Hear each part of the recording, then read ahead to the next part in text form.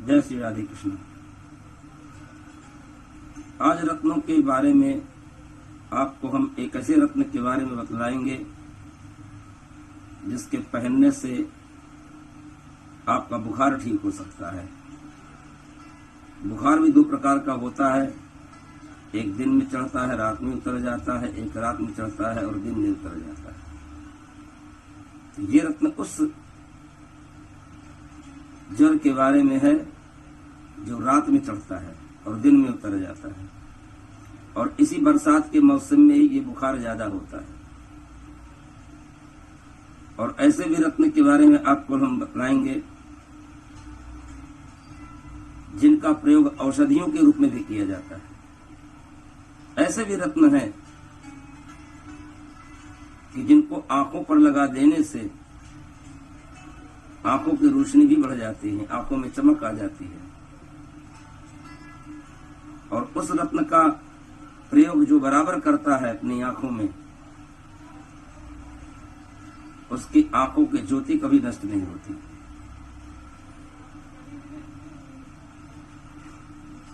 लहसुनिया एक ऐसा रत्न है जो बिल्ली की आंख जैसा होता है। इसमें पीली काली सफेद धारी पड़ी होती है।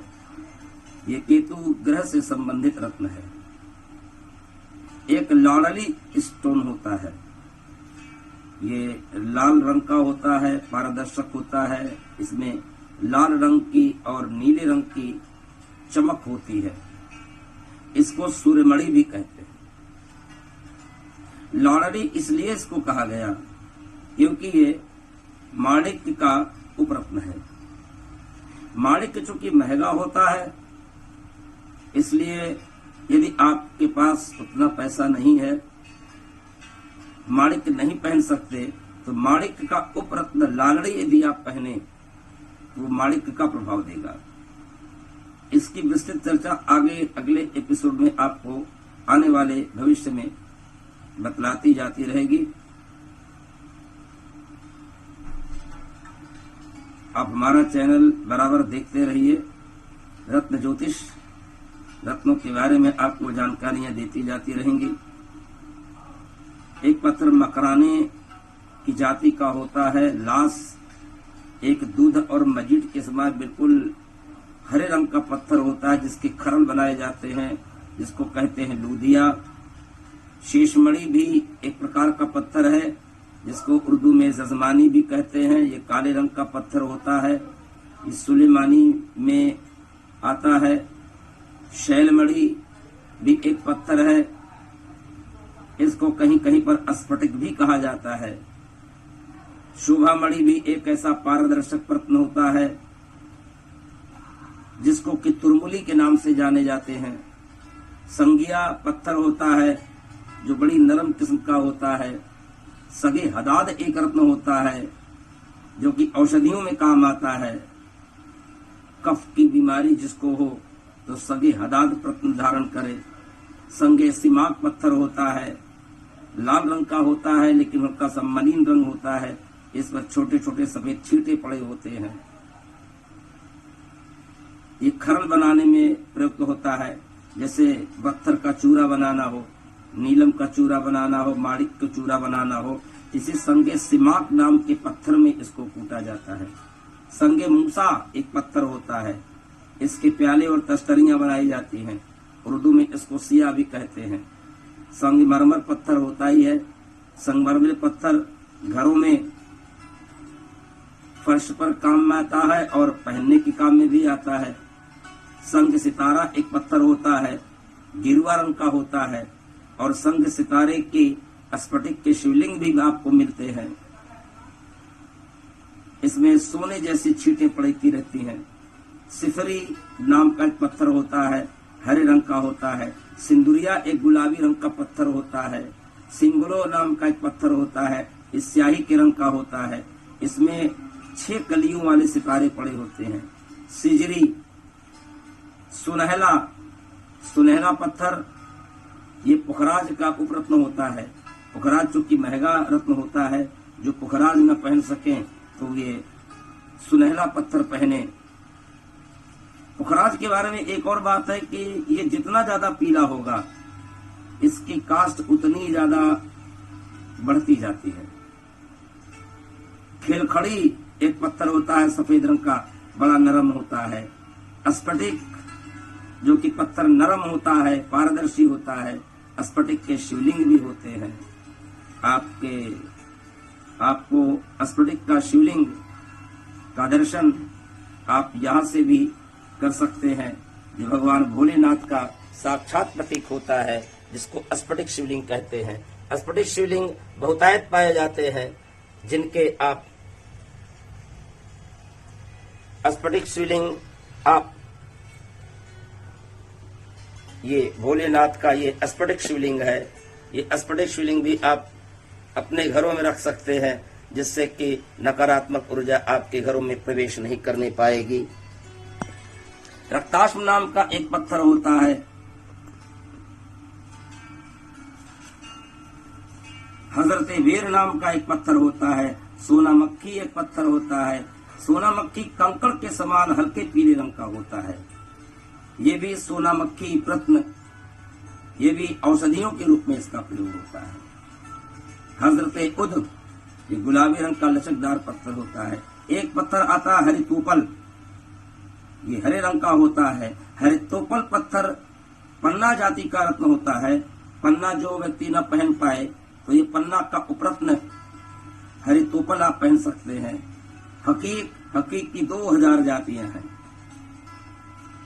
जिसमें से काला, पीला, सफेद, लाल अनेक प्रकार के हकीक होते हैं। और हकीक को सुलेमानी पत्थर भी कहा जाता है। एक हरितमणि पत्थर होता है, एकदम चिकना होता है, कठोर होता है, लेकिन इसमें कोई पारदर्शी नहीं होता।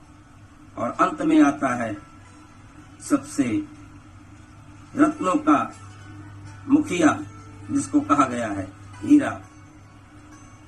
ये सभी रत्नों में सबसे सर्वोत्तम रत्न माना जाता है। हीरा सफेद भी होता है, हीरा नीला भी होता है, हीरा गुलाबी भी होता है, हीरा काला भी होता है, लेकिन बहुतायत रूप में सफेद रंग का हीरा ज्यादा देखने को मिलता है। हीरे के बारे में हम आगे भी चर्चा करते रहेंगे। अभी तक तो हमने आपको बताया कि रत्न कितने प्रकार के होते हैं और उसकी एक संक्षिप्त जानकारी आपको हमने दी, उनके रंगों के बारे में, उनकी पहचान के बारे में। लेकिन अभी हमने किसी रत्नों के गुणों के बारे में नहीं बतलाया। एक हल्की सी जानकारी आपको गुणों के बारे में दी। आगे के एपिसोड में अब आपको जिन जिन रंगों की, जिन जिन रत्नों के बारे में आपको मैंने बतलाया, इनकी अब विस्तृत चर्चा होगी आगे के एपिसोड में। और अब समय आ गया है उस रत्न के बारे में जिस रत्न को पहन लेने से व्यक्ति का बुखार ठीक हो जाए। उस रत्न का नाम है, जो कि रात का बुखार जो रात में चढ़ता है और सुबह धीरे धीरे उतर जाता है, जिसको मियादी बुखार भी कहते हैं। और उस रत्न के धारण कर लेने से आपका बुखार ठीक हो जाता है। उस रत्न का नाम है रात रतुआ। रात रतुआ पत्थर ये लाल रंग का होता है और गिरवे रंग का भी होता है। ये रात में होने वाले बुखार को ये ठीक कर देता है। यदि आप इसके रत्न को आप धारण करें तो यदि बुखार होता है तो बुखार को ये कंट्रोल करता है।